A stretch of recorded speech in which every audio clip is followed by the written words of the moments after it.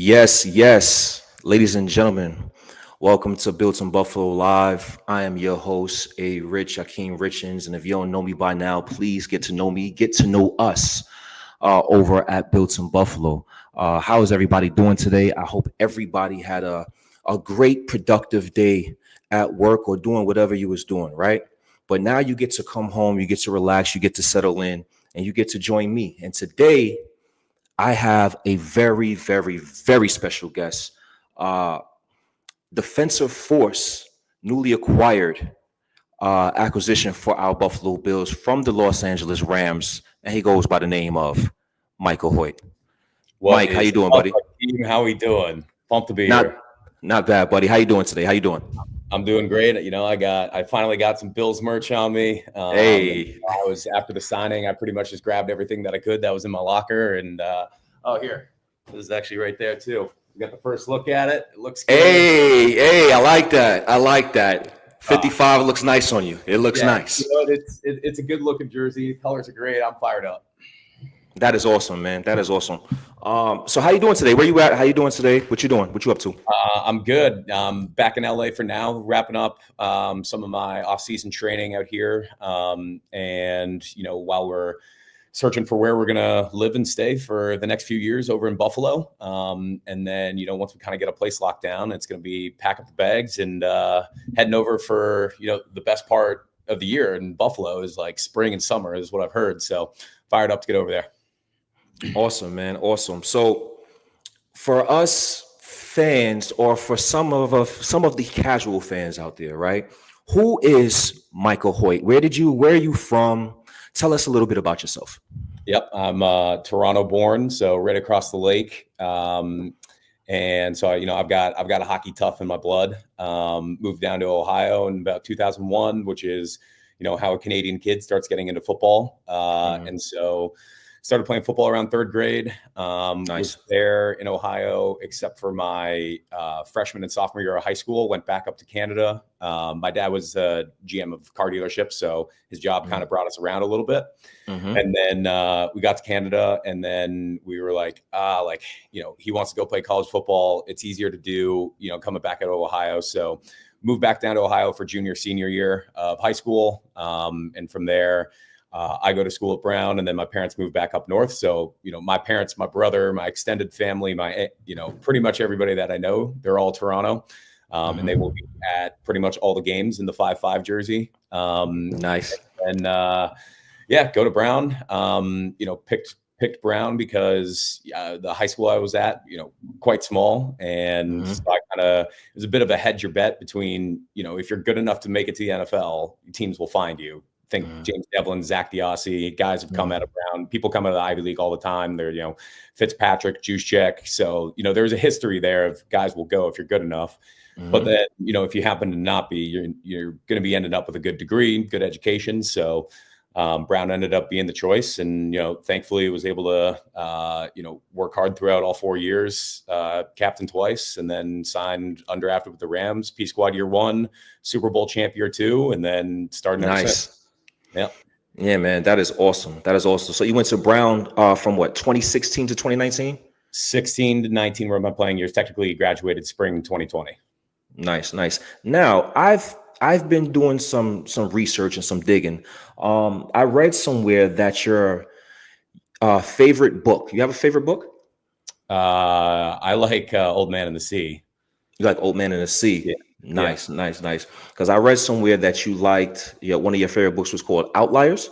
Yeah, the Malcolm Gladwell is good too. I feel like I think I know what interview you're referencing. It's been, that is an amazing book, but I've also read like a ton of good books since then. But it's interesting. I feel like every time I get asked that question, it tends to be like, a book I've read in the last year suddenly like takes the throne, and there's probably some recency bias, but definitely worth giving it a read if you haven't, because it's very much about how greatness forms, and a lot of what goes into exactly what the title is outliers, and some of the common themes that happen between miraculous stories. So Could you take anything, or did you take anything out that book? Did you find that its message influenced your approach in football and life? And if so, how? Yeah, I mean, and I don't know if this is a direct quote from the book, but it's Mm, something kind of when I think about that book, what I think mm, about is that, in order to achieve greatness, you just have to do ordinary things with an uncommon effort. And mm, I knew that in order to get ahead in life, in order to be successful, I was just going to do all the little things, all the mundane, normal, ordinary things with uncommon mm, effort. And it's what's mm. got me here where I am today.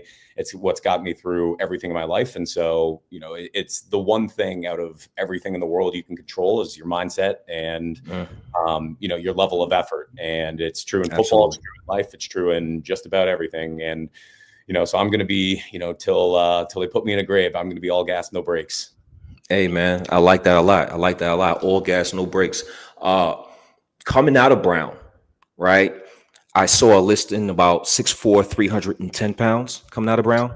Yeah, that was at my peak weight. I think by the time I was like pro day training, I was probably about 292, 292, and now you're about what, 267, 270? 267. Yeah. So what does the fluctuating in weight come from? Is that just a situation where you're just trying to get on the field and do whatever you can to get on the field, and whatever the coaches need from you, you're going to do, and that's why you fluctuated in weight over the years?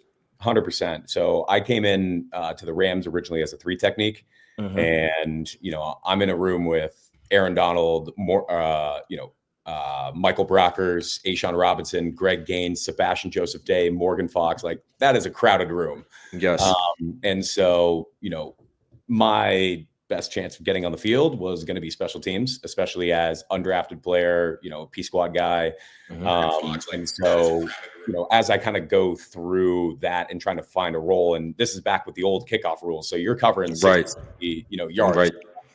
I'm thinking, maybe 292 is probably not the best weight to be trying to run that stuff. So, Right. that's like, 285. And then all of a sudden, you make a couple plays. You're like, well, if I can do that 285, like imagine what I could do 275. So you start to, move your way down. And then you get in that 75 to 70 range. And then in 2022, we had some injuries at the outside linebacker position, and, the coaches are basically saying, how about you learn how to do this? How about you learn how to, play outside linebacker? And a lot of the rush things are similar, and the Mm-hmm. terminology is the same. It's just kind of doing it from a different spot with some different timing Mm-hmm. and work. And then there's obviously the coverage aspect of it. And then, from there, we played Kansas City on a primetime game. I can't remember if it's Monday or Sunday, but Mm-hmm. played almost 55 snaps that game. And then, never kind of looked back. I think, the following week played Seattle, had 2 sacks. And then from there, they're like, all right, you're an outside linebacker. And then from 275, got down to like 265 to 270, sort of in that range. And, I've kind of been sticking around there ever since. Now I seen one of the highlight plays that's floating around, and I'm like, what in the world is Mike doing on DK Metcalf in this situation? And you got a pass breakup on that. Did you ever defend? Did you ever have to cover receivers ever? How does Nope. that work at? Not in Pop Warner, not in high school, not in college, not in my first 2.5 years in the NFL. And then all of a sudden, you're involved in usually, at outside linebacker, you're the underneath help. And, there's some different ways to kind of keep you out of harm's way. And I think that was a week 1 game in 2023. And, at that point it was like, hey, you're the guy who understands the coverage. You're the guy that we trust to go out there. And, obviously at the time, I think Shane Waldron was their OC. And so, he was with us. So he kind of knew the structure of our defense. He was like, all right, well, if we can get their outside linebacker covering 2 displays, then we're going to go ahead and put DK out there. And, at that point, you don't really have a ton of time to think about the matchup. You just go out there, do what you're told, do it, play with good footwork, and, just do exactly what, is right. Hey man, that's awesome stuff. Awesome stuff. Akeem Richens, one-on-one with the new Buffalo Bills acquisition, Mike Hoecht. Mike, let's get into some more football talk. One of the Buffalo Bills' other free agent acquisitions, Larry Ogunjobi. he spoke about his excitement in returning to a 4-3 defense after spending his last 3 years in a 3-4 scheme in Pittsburgh. I'm paraphrasing here, but he mentioned something. He mentioned how playing as a 3 tech in a 4-3 scheme allows him to be more aggressive and to maximize his skill set. Now, you've played with Raheem Morris and I believe Chris Shula as defensive coordinators, right? Also a 3-4 schematic? Yep. And also Brandon Staley as well. Brandon Staley as well. And now you're transitioning to a 4-3 yourself. So two-part question. How do you personally view defensive schemes? Do you see football as football and the fundamentals stay the same? Or do you feel that the scheme and the responsibility significantly impact a player's role? That's part one. Yeah, I think most NFL teams and especially defenses, you kind of have to have answers for everything. Mhm. And when teams get overgeneralized into like this is a 4-down team, this is a 3-down team, I don't think it actually usually shakes out that way. Now, there's worlds that they want to live in, and different things and different structures that they want to do. But being on the defensive line in the NFL, you're going to have to play just about everything. And so we played a ton of nickel and dime last year, which would be a 4-down structure in LA. And, there were games that we were really, really good at game planning exactly what we wanted. And we loved the matchup. And so we're like, all right, we're a 4-down team this week. And, so I have a ton of experience doing that. And, I very much understand the structure. And, again, with being with 3 defensive coordinators, you start to understand how to adapt your game to exactly what they're looking for. And I don't think it's going to be any different here. And so, what I love about, a 4-3 defense is defensive linemen, they get to play fast. And, you typically have other guys that are filling alleys and flowing over the top and making guys right. So it really allows you to, put your personality on tape. It allows you to be creative, dynamic. You can move, you can swim, you can, go be an athlete and go be, some of the most athletic people in the NFL are defensive linemen. And that's what I think, guys really love about being in a 4-down structure is just pin your ears back and, go dominate your responsibility. So you do feel like your versatility will allow you for a more seamless transition. Yeah, I so think to speak. so. And when it's first and second down and teams are running the football, that's when I personally think football's at its best. Now, a lot of people might disagree, but when you're knocking out pullers and taking on counters, and you're responsible for boots and boot shallows behind you, and you have to have eyes in the back of your head, and carrying 3 through, and all the different things that kind of go into the structures, and having full 330-pound guards running at you, and you're responsible for not only your outside edge setting it, but then giving your half a gap help inside. Like, that's football right there to me, and that's what I love, and very advantageous for a 4-down structure. And then the creativity, I think, on 3rd down, that was kind of what we did a lot in Los Angeles too. And when we got a rush group like we have here in Buffalo, I think we're just going to be able to do so much and play so much coverage behind us and disguise things, and be able to present different looks to quarterbacks. And if you can even slow, some of the top tier quarterbacks in the league down for even a quarter second, that gives pass rushers the advantage, gets DB the advantage. It gives them one step to undercut a route and, toe tap the sideline for a pick 6 that ends the game. So there's just so much that goes on, and, that's what I'm excited that I, can and want to bring to this defense. And it was crazy. It sounds like to me where it's like, okay, obviously the quarterback on offense have to know what everybody's on offense is doing, and the middle linebacker on defense have to know what everybody on defense is doing. But it seems like your versatility that you bring, what everybody on defense should be doing already. And I think that's fascinating that you have that mental capacity to take so much information and to display it out on the football field, playing multiple positions. Yeah, so, I think, and over the last couple of years, I feel like the game of football has really just started to make sense. And now, when you get that taste of, when you can kind of see the vision, it makes it a lot more interesting and easy to learn, because you become obsessed with it. You become obsessed with making sure that everybody's right. And, you take it as your own responsibility for when something's not right. What did I not do to communicate him, or why didn't he know that? And how can I get that information to him? Nice. If you had to evaluate yourself, self scout yourself as a player, what type of player are the Buffalo Bills getting in a Michael You're Hoecht? getting a first and second down run smacker, sets firm edges, is, can do just about anything, and, is technically smart when, you have to disguise things, and you understand, you're not making the mistakes of like staring right at your responsibility that just gives it away, so I've played a ton of football, and, I feel like I'm not only constantly learning all the tricks of the trade, but watching tape around the league of what are guys doing to give themselves an advantage. And then on third down, the money down, you're getting a guy that's played just about every position and knows how to manipulate fronts and is a bigger body that can be in coverage, and a bigger body that offensive linemen have to respect and honor as a, rusher, so that they can't just, go 4-for-3 slides or even slide. Like they pretty much have to 5-0 it or full slide. And so, you get like a lot of really interesting matchups and things that you can do. I've blocked kicks if needed. I've blocked a punt, blocked 3 PATs last year. And then, I've made tackles on kickoff. I've made tackles on punt. I've made I've returned a kick on KOR. So, I've done just about everything. I'm here to get the Buffalo Bills to the Super Bowl and win it any way that I can, any contribution that I can, anything that I can possibly do to host the Lombardi. That is my role. Mike, you make me want to run through a wall, Mike. It's only March and I'm ready to go already. Yes, sir. Yes, sir. Leadership in locker room dynamics, right? Obviously, you coming over to a Buffalo Bills team that has Super Bowl aspirations, being that you won a Super Bowl already, right?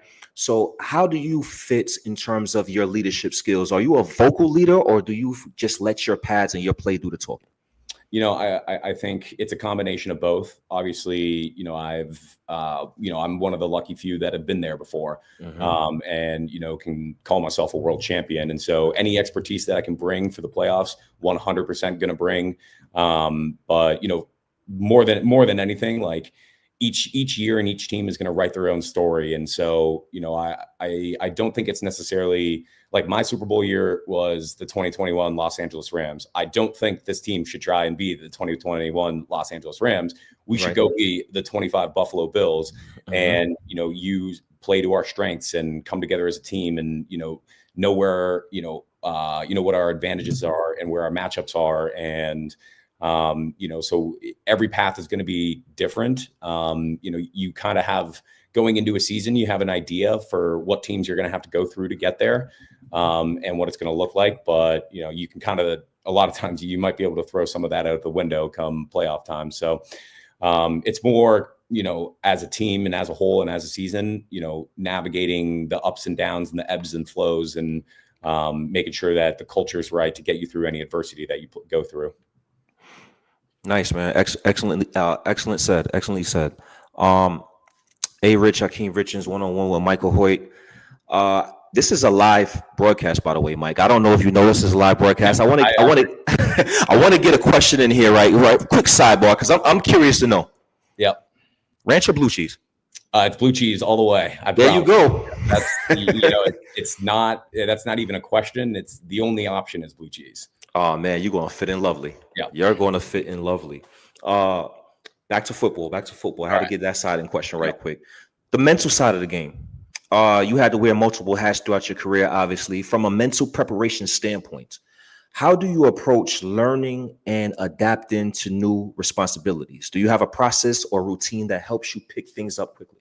Yeah, I think a lot of times in the morning it's some, solo film study. I really need to be there with the playbook and there with the sheet and, watch not only myself, but kind of watch the clips that, coaches prepare to, give somewhat of a sense of what we're doing. And it's, I try and watch as much film as humanly possible, but just because you never know what you're going to pick up. You never know what's a ball change and adjustment that, is going to be helpful. And, one tell that an offensive lineman gets that you saw on Tuesday when you're doing a no-line breakdown, and you see it in the game and you remember it back from Tuesday, and, then it's go time. So, it's a ton of self-study. And then, I do feel like I'm a good question asker. So I have zero shame when I don't understand something. I'm going to ask the question and I'm going to get clarity on it, because football, as much as it's an imperfect game, you got to try and make sure that it's clear and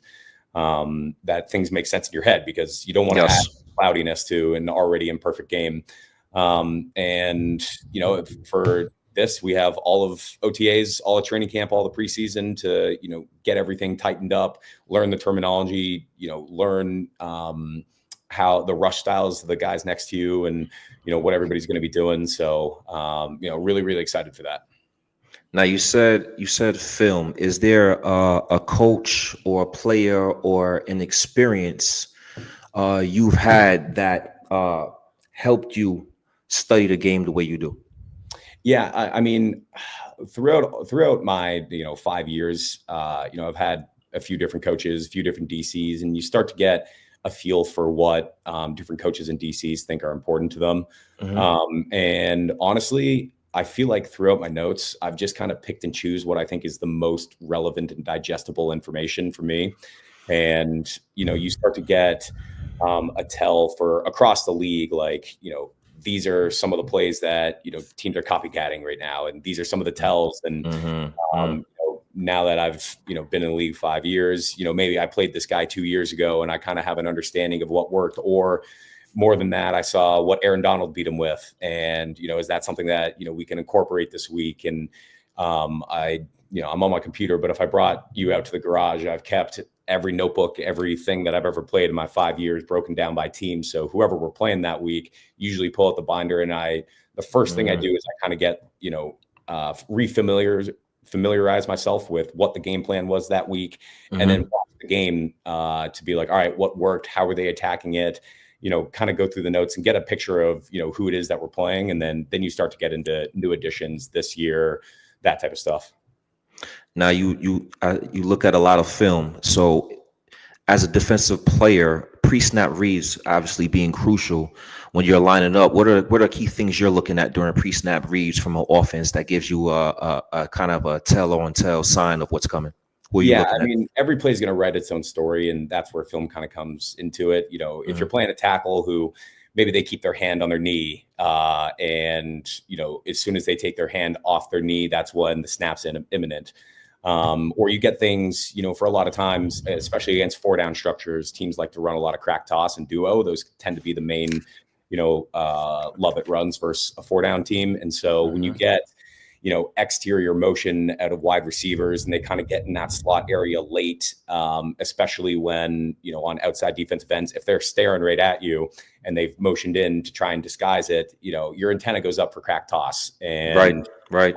There's certain formations week to week that you kind of get an understanding of, like, is this a duo formation? Is this a zone formation? Is this same side counter? Is this crack toss? Is this, is this, there's no runs out of this, so it's pass time and let's go. So I think a lot of that, it's, you got to kind of see tip to tip on the formation. You got to see, personnel, formation, motions, final formations, body language, demeanor, any calls that the center is going to make, and, whatever they're, the way that they're going to mic things or target things, so I think there's a lot of information to process. And, that's where the film study and honestly just 5 years of actually doing it, you kind of learn how to speak and hear and understand the language of football.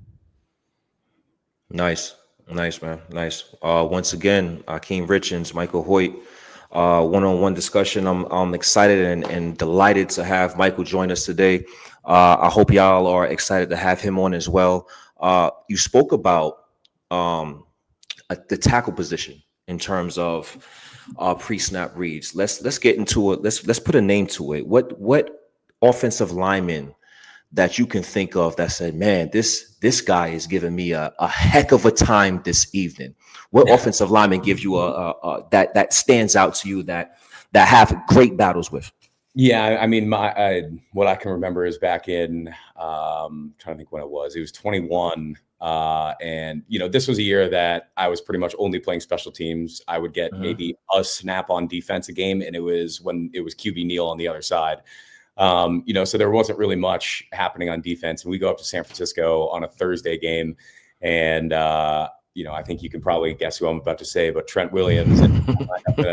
Five technique. I hadn't played. I was frozen cold. Hadn't played a snap the entire game. I had no idea what was going on. And I go out there, line up five technique, and Mm-hmm. he gives me the business a little bit. Immediately taken out of the It's game. Trent. I think the worst part of that entire thing was I think it was a Thursday game, and then the following week was our bye week. And so, like I knew the whole time I was sitting there waiting for our D-line coach to rip us a new one in that film room, but you have a whole week just to fester over it because usually you would get that out the next day and you move on and you're like, all right, bad play, whatever. And then, but I had, not only the weekend, but then the whole next week just sitting there thinking about it, sitting there waiting. Like, I know it's coming. And when we finally get back, like we're going through the plays, I'm just counting down the plays. Like, all right, I know it's coming. I know it's coming. I know it's coming. So, more than that. And I honestly think that, that was kind of a welcome to the NFL moment. Right. And, from there, that obviously, pissed me off a good amount. And from that moment, like, I feel like anytime I'm training, anytime that I'm working, anytime that I'm trying to get better, I'm just thinking about, that play when you get put in an opportunity and there's something, there's some extra fire that's, you've had your welcome to the NFL moment, time to start giving them out.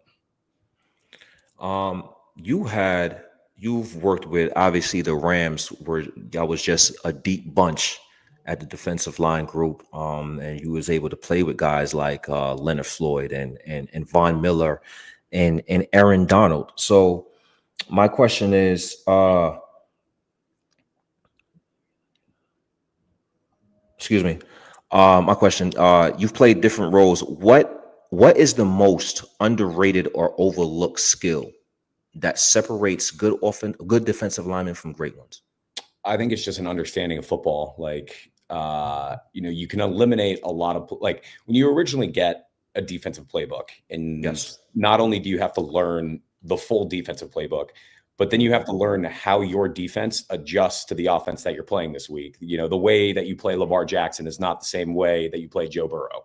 Correct. It's different. And so, when you start to understand football and understand, like, when you've played against different offenses, you start to be able to anticipate things, and you can slash huge chunks of the playbook of information that you have to process because it's just not that team this week. And then from there, you have to start to actually another really good point of this too is Right. definitely a copycat league. And if you're watching football around the league and you're watching the plays that hit, there's definitely times you look and, you're in the middle of a game and you see a formation that you haven't seen all week and your antenna goes up because, oh, I saw this in the Chargers Raiders game 2 weeks ago, in a similar front structure. So I'm going to go ahead and, you got to check tip to tip, but it's not that you're never going to guess, but there's definitely some anticipation that can come into it. And, I think that what separates the great players from, the just okay players is that recognition and that understanding of football and that understanding of like what is going on and what makes sense, what doesn't make sense. And as soon as something doesn't make sense, knowing the answers, be like, all right, now that doesn't make sense, this is now advantage me because I know what's going on. Nice. You had, I wouldn't call it a unique journey, but it's been a journey coming from Brown, being undrafted, and now you're signing a lucrative contract to the Buffalo Bills. What shaped you as a player today along that journey?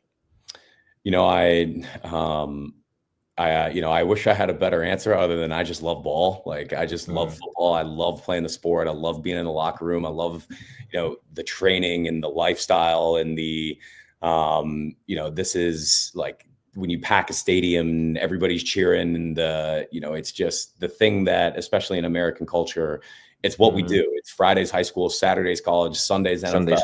And it just feels like I'm part of, this country. It feels like I'm part of what everybody, the national discourse. But even back in high school, like, it maybe not national discourse, but it's definitely local discourse is what's going on with the football team. So I think it's just always been really, really fun for me, and not something that, I ever want to stop doing. And, I think, from a very young age, had the mindset of like, I'm going to keep doing this until somebody tells me I can't, and I'm going to do everything that I can to make sure that they can't. And so, grinding the whole way through, and, go to high school, and not many people go D1 from my school. It was like, well, I'm going D1. And then you get to, Brown, and not many people make it to the NFL. I was like, well, I'm going to have to make them tell me no. I'm not going to tell myself no. Nice, man. Nice. I seen you on one of these highlights come out. I think you was playing the New York Jets once, I think on a Sunday. You coming out, everybody talking about the cold. How were the Rams playing the cold? And here come Mike come out, jogging out, no shirt on, looks comfortable as shit. My question is, do you have a song that gets you hyped before the game? What's your go-to song that you listen to that gets you hyped before the game? I honestly don't know. Like, I feel like the season's so long that it's just kind of, how you kind of go through grooves of music, and you got like, your 5-6 songs that you're kind of like rocking to this month.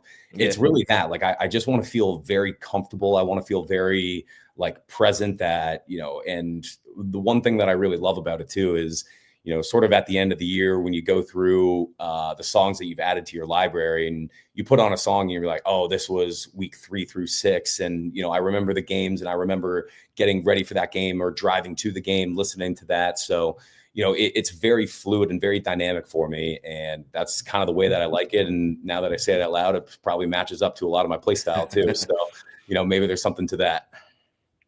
Now I like that. Great answer, by the way. Is there a specific part of your game? I know you're saying you're in LA, right? Is there a specific part of your game that you're working on, or you're just working in a general aspect? No, I mean, I think you're always working on something. I don't know if I'm going to tip my hand too much, but right.